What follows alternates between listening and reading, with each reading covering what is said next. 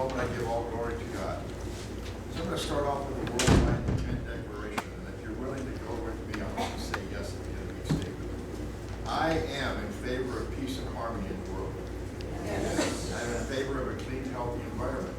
Yes. I'm in favor of protecting and caring for Earth's animals. Yes. I'm in favor of financial abundance and health for all the world's people. Yes. Good. I'm very thankful for my ability to create anything that I choose in my life, so therefore I choose peace, joy, and love.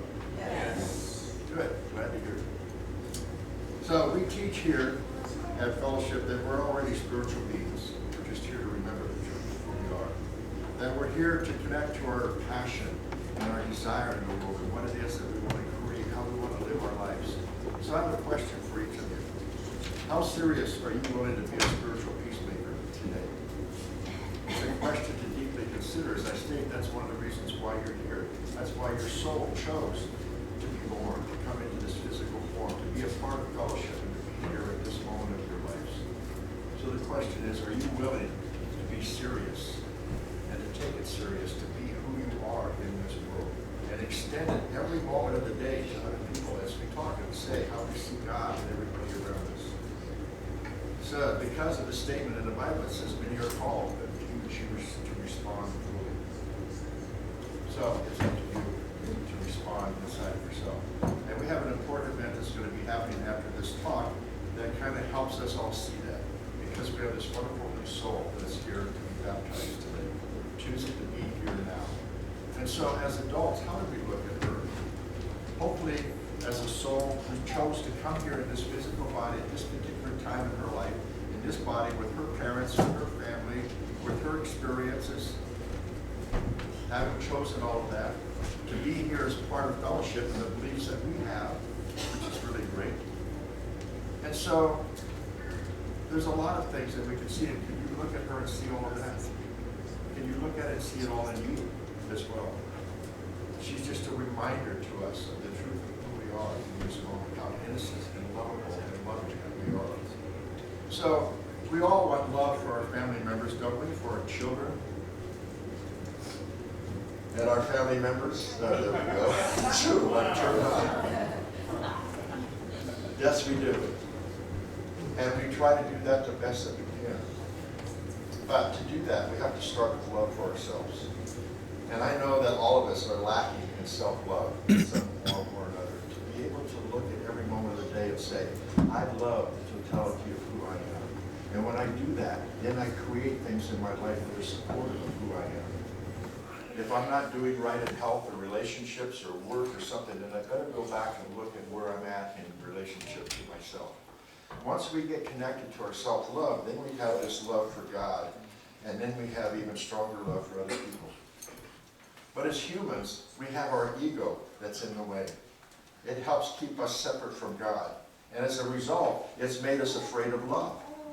Even though we go around and say, oh, I want to be loved, there's actually a deep fear that we have. And we need to connect to that and know that that's there. It stops us from totally opening our heart up to ourselves and to other people in the moment. We're afraid of God. We're afraid of love. And so I asked, do you think Mariah feels that at this moment? No. She's more connected to Source, more connected to the love that's there. And we need to see that in ourselves as well. How wonderful we all are, how wonderful she is. So, as humans, when it comes to our own life, when we have love that comes towards us, what does it do? It brings up the opposite. It brings up all of our stuff, all of our fears that come in, because it affects our love with the word intimacy. It affects our intimacy because that word means intimacy. How willing are we to let ourselves totally open and allow other people to see the truth of who we are without judging ourselves, without separating, without finding fault? That's where we need to work on. Some of us, somewhere inside of us, we all have an old egoic belief that punishment is required to enter into separation, to enter into the illusion of separation, into the illusion of life that we have out there, and forgetting the truth of who we are inside and our deeper connection to Source. So again, speaking about that, I ask all of you, how serious are you willing to be a spiritual peacemaker today? As as spiritual peacemakers, we are here to give everything to everything. What does that mean? That means that God is present in each and every one of us, in every instant, in every situation, every day where we are at. There is no place where God is not. And so if we get connected to that, we have a lot to give to one another. To give the love and to give source, expressing God within us to other people. So it's your willingness to see God's presence in everybody that you encounter, everybody that you see. Watch where you have judgments, where you want to separate yourself and find fault with other people for who they are or what's going on. To know that God is present in you. And it's that willingness to see God in everybody else that we get to draw it into our own heart and our own mind. And then we get to express that to others. So you are all here, we are all here on this earth, in this world of perception that we live in for one reason. And what is that? To experience the reality of life in all of its forms. All of you are the forms of life. Everybody in this world is the form of God. As much as we can look at all the beautiful flowers and the animals and go, wow, how beautiful is this one? It's the same we should do for every human being. We're all forms of God. How beautiful and wonderful we are. And it's all so cool when we have new birth coming in to remind us of that truth. So, where am I? To experience the realities, to know that we're all one. There is no separation. There is no, except in our own mind. And we wouldn't look at Mariah and say she's separate from the rest of us, would we? No. We can look at her and say what a beautiful being and how connected we are, how knowing God is expressing through her. It also means that we need to expand and express everything that we have as peace in this world. That's the only willingness that's required, is that you choose to do that every moment of the day. God will take care of the rest. It's with what I've been talking about before. Be, do, have. Don't worry about the doing. God will take care of it. Just choose to be. Who do I want to be? Love, life, joy, health, financial abundance, all of that. I get to choose. That's what we teach here, is that it's up to you. Change your thoughts, open your heart up, let God come through.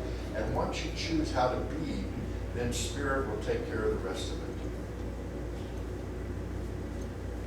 And it's only our willingness is required. You have to be willing to be open. So, where do you think her doing is coming from? When we look at be, do, have, sometimes we're so caught up in our fear that we do things out of fear.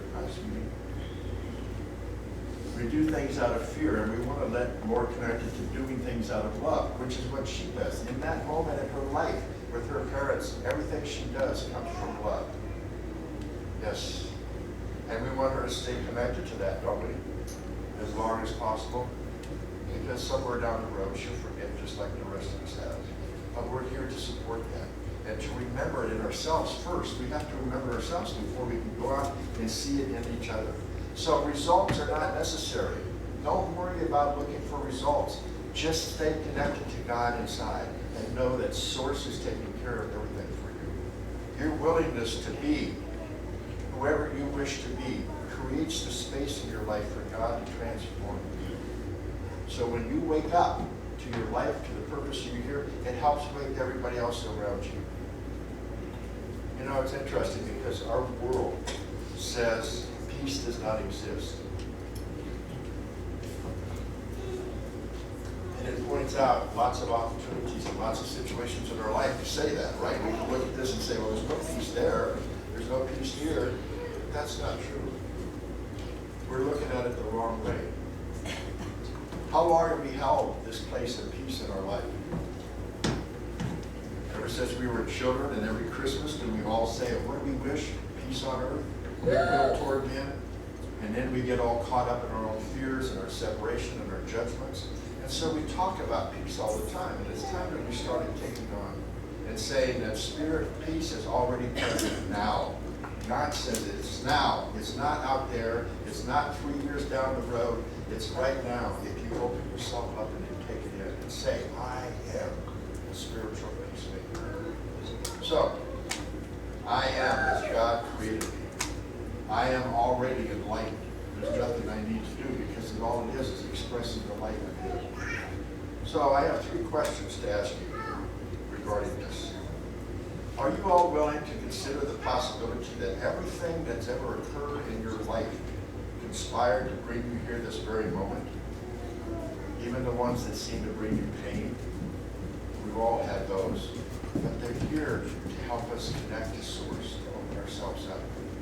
Those experiences have brought us more to the place of saying, yes, I want to say yes to God within me. I want to say yes to this Christ consciousness. I want to say yes to being a spiritual peacemaker. Number 2, is it possible that the voice that you're hearing right now through me is actually your voice speaking to you and telling you it's time to wake up? Because we're all one. Maybe it's God's voice we're really listening to. God's speaking through me, God's speaking through you. And we are one with Source. So it's God's voice, it's our voice. Who else's would it be? It's not mine just because I'm George up here. I'm allowing Spirit to speak through me. So it's you guys came here, not just for this, but to hear something for your own self today. Your soul brought you here for that reason. Number 3, is it possible that you, through the power of your I Am consciousness, have created everything that you see in this world? Boy, that's a pretty powerful thing to take on. I have created everything that I see in this world. Years ago, when I was in a program doing work, my teacher told me that. She said, you want to get along in this work and love yourself more? Start looking at everything in the world around you as a manifestation of your consciousness. I was like, what? That can't be. But the more I took that in, I started saying, my thoughts are what create my world. It's inside creates the outside. So I have to be aware of how my life is going. And if it's not going the way I want it, there's something I better change inside of myself. I need to change the thoughts that I have. I need to say yes to something else. And when we see everything in this world that we're a creation, that's a creation of us, it's just like the dream you had last night. It came from your mind, didn't it? I wasn't there. So, listening to my voice, listening to the words coming through your I Am consciousness, it is possible that the same thoughts, the same part of you that created the dream you had last night creates your life. And you get to choose how you want that to be. Now, I know it doesn't seem possible when we look at all that's happening in the world. We want people to change. You know, we look at the government, we look at other countries, we look at whoever, whatever. And if they would just change, even when we look at our own spouse or our children, if they would just change, if they would act differently, I would feel a lot better. Right? But it's not the case. We have to change ourselves. And if you're choosing to be a spiritual peacemaker, you have to choose to see what's real, not what's unreal. So there's a statement that we have here at our church that says, to see as God sees. What does that look like? To see as God sees. To see only love. To feel as God feels. To know as God knows. And eventually, to love as God loves. So, beloved, it starts to see the Christ in everybody. Know the truth, because that's what God is, knowing. And to feel the feelings of love, and eventually love. That's our aim as a spiritual peacemaker. So to end that part of it, I want to share with you an important lesson from the Course in Miracles that's a deeper understanding of what your voice is saying about all of this. And that is, nothing real can be threatened. Nothing unreal exists. Herein lies the peace. You get that? Nothing real can be threatened. So we need to know that we're protected by God. It's only our own thoughts that look at something that says, oh, this is damaging to us or harmful or whatever.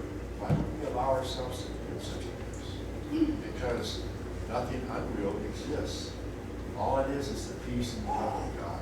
And we look at that every moment of our lives. So, let's look a little bit closer about how we can establish a better love relationship, taking what I just said. The problem is that we always mistake the idea of love for attachment. You know, we imagine that grasping and clinging on that we have for the other person in that relationship shows them that we love them. Whereas actually it's just attachment, which creates pain inside. Because the more we grasp on, holding on to someone and saying, I need this in my life, the more that we're afraid to lose. The more we're afraid to let it go. And if we do lose, then of course what happens? We suffer inside. And we go, I'm never going to be in a relationship again, or this person did this to me, and whatever. We start blaming and judging and separating. That's the pain because of the attachment. So attachment says, I love you, therefore I want you to make me happy. But genuine love says, I love you, and therefore I want you to be happy. And so it's a very different feeling. Attachment is like holding on tightly to the person that we're with, holding on to something in our lives. But genuine life is holding gently, nurturing, allowing things to just flow the way they are, not holding on tightly. Feel what goes on when you hold on tightly, when you put your fingers like this. There's a lot of stress that goes on there. So, genuine love says, I want you to be happy. If that includes me, great. But if it doesn't include me, that's okay. I just want you to be happy. How does that sound? We actually relate it to everybody in that way. It's very hard for people to understand that because they think the more they hold on to someone, the more it shows that we care about them. But it's not. It's just that we're trying to grasp for something to make us feel better instead of doing that work ourselves. And because we're afraid that otherwise if we don't, we'll be hurt. We don't want to be hurt. So we hold on to something. We make it even worse for ourselves. Any kind of relationship that imagines that we can fulfill ourselves through another person can be very tricky. Because we're waiting for them to be happy and joyful and how to make it for us. But ideally, in our relationships, people should come together already feeling fulfilled within themselves. As I said earlier, already having that self-love inside, so they have the love for God out there, and the love for God in here, God and love for other people. And just when we feel fulfilled within ourselves, then we can appreciate who this other person is and what they have inside of them. But we're not trying to change them. We're not expecting that other person to supply a sense of well-being for myself and not doing it for my own. We have to do it for our own beloveds. And then there's a lot of problems that come along with projection. And that projection is putting out. Project onto you, I want you to be this for me. There's problems that come with that and come with romance. When we project all of our ideas and our wants and whatever it is that we want, and romantic fantasies, we have romantic fantasies, and we put that on the other person. When we all get married, I've told couples this before, when you start dating and you start getting together, and then you get married, what is it you're saying yes to? When the minister says, do you take this person to be your lawful wife and husband? You're saying yes to all the fantasies that that person has and that you have, but nobody speaks about it. And that's part of the problem that creates divorce and separation, because down the road, those fantasies didn't get met. We go, it's your fault. I'm unhappy. Let me find somebody else. No, we need to find it in ourselves. We need to be the spiritual peacemaker within ourselves, because other people cannot possibly fulfill all that we want. Only God can inside. And we have to stop looking at these people around us that can do that. And not look at them as Prince Charming or Cinderella or some high and mighty person that's going to help us, but just a very ordinary person that's struggling in their life. We all do that. And if we can look at that and see the Christ in each one, how more marvelous and wonderful it is, and how we can see her, the Christ in her. So unless one of us or all of us is willing to see other people with compassion, to like them as well as to desire for them, and to have a loving kindness and compassion for each other is going to be a very difficult relationship. So starting this moment, beloveds, choose to be the spiritual peacemaker you are. Choose to be the love and the light you are. And choose her as an example. That we're going to be the innocent beings just like she is. Namaste. So now we have a ceremony.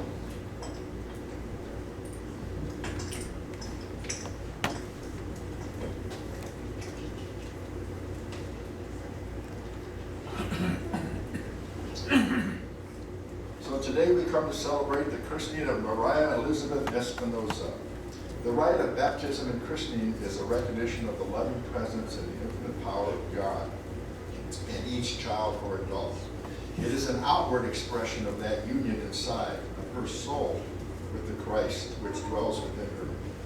Through this simple service of dedication, we are recognizing not only the divine perfection which dwells in your child, but both of you. So if you would greet her and come forward.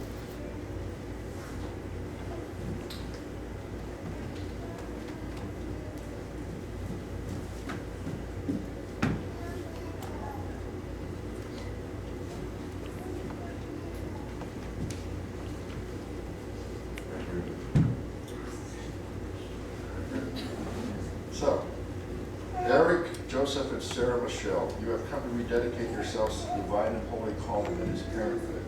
It is important that as parents you both understand this gift of new life which your child represents. You have been honored with the sacred responsibility, that of caretaking and assisting this divine being on her path of realizing and demonstrating her godhood.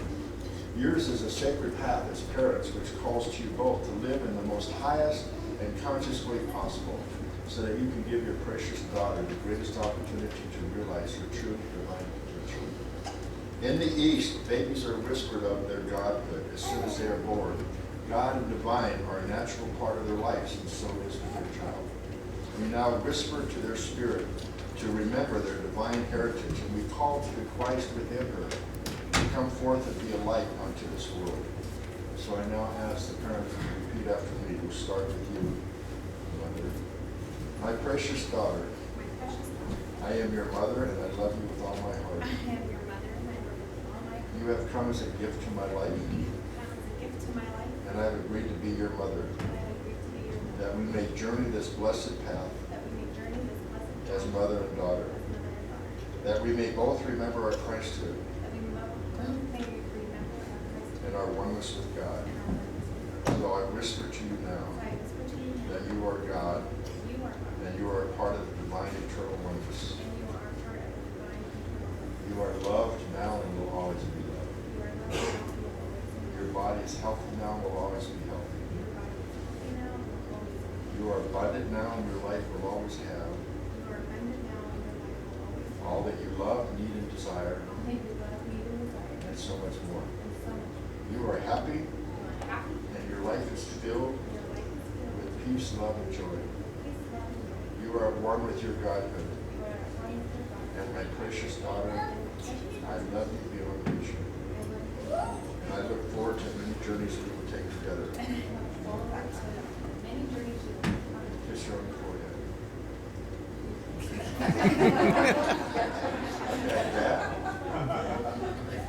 Your turn.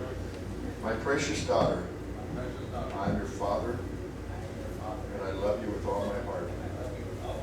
You have come as a gift to my life, and I have agreed to be your father, that we may journey this blessed path as father and daughter, that we may both remember our Christhood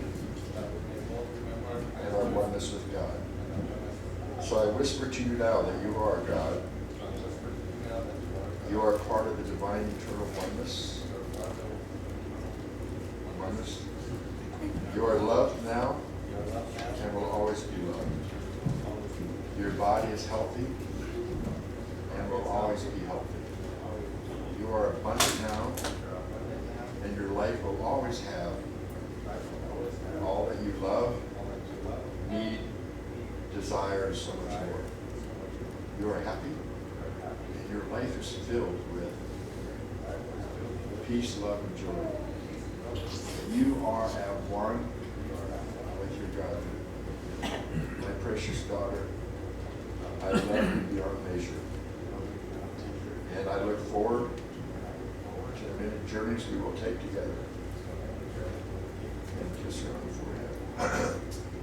So, Eric and Sarah, as your child grows and matures, her feelings about herself, about her relationships, about the world, her ability to share and contribute to a better world will all be directly influenced by the environment in which she lives. If the home is loving and harmonious, she will be loving and harmonious. If there is respect and consideration on the part of the parents for each other and for the members of their family and friends, then this child will reflect those attitudes in her relationships outside the home. If she is made aware of at an early age that she is a child of God, and I would really like you to keep reminding her of this all the time, then entitled to health, happiness, and wealth, love, and peace, she will become a blessing to all of those who cross her path. So remember, first of all, your daughter is a divine creation of God, gifted to your care for a few moments in time.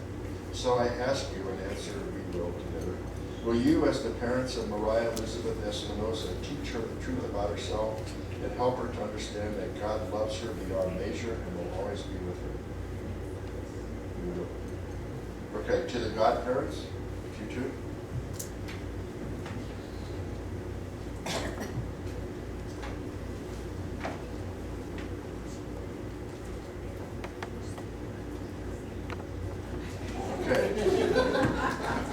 Sean and Pearl, you have heard the parents of this child promise to conduct their lives to the best of their understanding and ability in the ways of love and truth. Will you, as godparents, live to the same ideals in taking care of this child and your relationship to her? Good. So the grandparents and other family members, would you stand?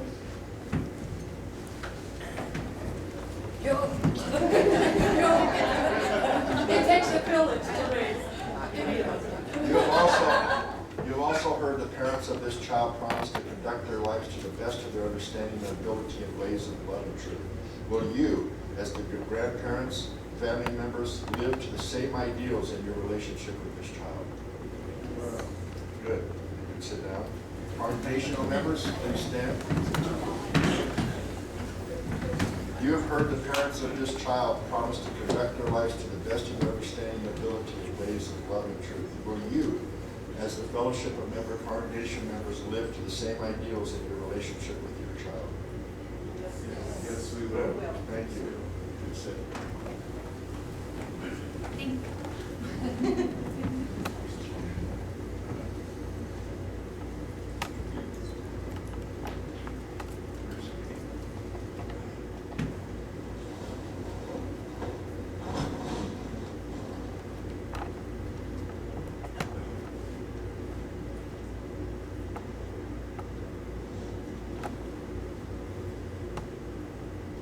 Mariah, I baptize you in the name of the Divine Mother, the Divine Father, in the name of the Christ that you are, and in the name of the oneness that lives within you and within all of life.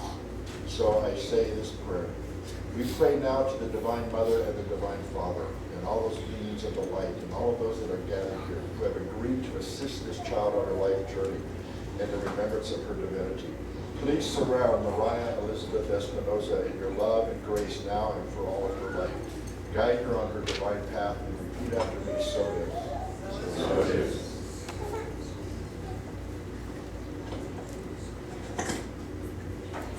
Okay, thank you for wanting us to do this for you. This is a blessing to us as well. And we welcome Mariah more to our congregation and to this family of faith.